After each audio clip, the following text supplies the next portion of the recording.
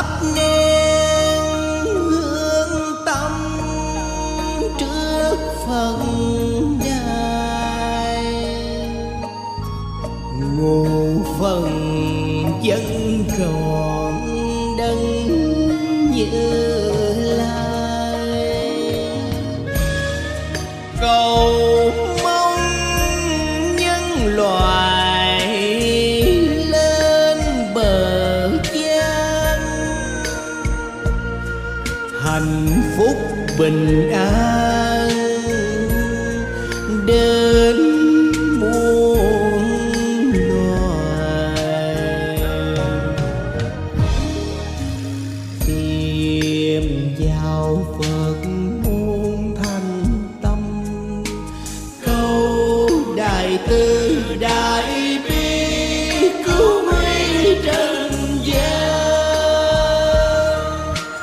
Quán khiến bao đời nên chữ xưa đeo mang nghiệp, quán chưa dứt u ám tham sân si do lời danh bao trùm nhân gian.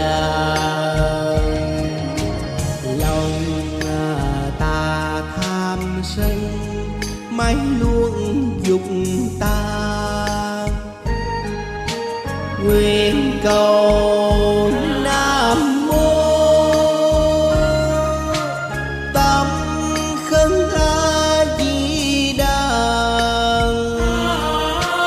cho chương xưa dân ta xin từ bi mẫu từ chuyên xoay tế độ, gợi tâm tôi u mê, đưa chúng con quay về lo để tu tâm.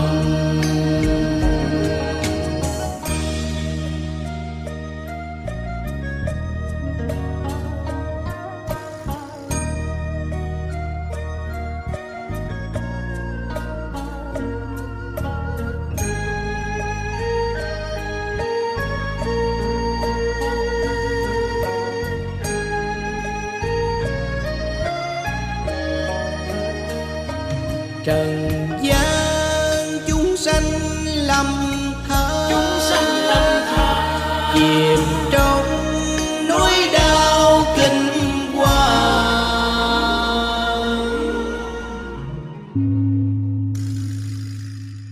Xin Thế Tôn truyền ban phép linh, hoàng thế âm nhân từ phù trì, ngàn mắt tai cứu qua nạn tai, lòng thành từ bi nhất tâm. A Di Đà Phật tâm chứng ngài, đưa chúng sanh thoát mê trầm luân, tham danh tiếng ghét ghen tranh giành, hào quang thế gian khiến thân thêm nặng mang. Nhưng có ai đâu ngờ vô thường là đây.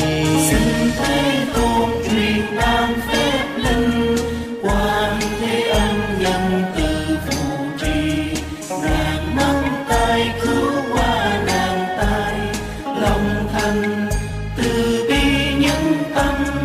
A Di Đà Phật tâm chứng ngài, đưa chúng sinh thoát mê trầm luân, tham danh tiếng ghét ghen tranh giành, hào quang thế gian khiến thân thêm nặng mang. Nhưng có ai đâu ngờ vô thường là đây. Xin Thế Tôn truyền ban phép linh, quan thế âm nhân từ phù trì, ngàn mắt tai cứu qua nạn tai, lòng thành từ bi nhất tâm. A Di Đà Phật tâm chứng ngài, đưa chúng sanh thoát mê trầm luân, tham danh tiếng ghét ghen tranh giành, hào quang thế gian khiến thân thêm nặng mang.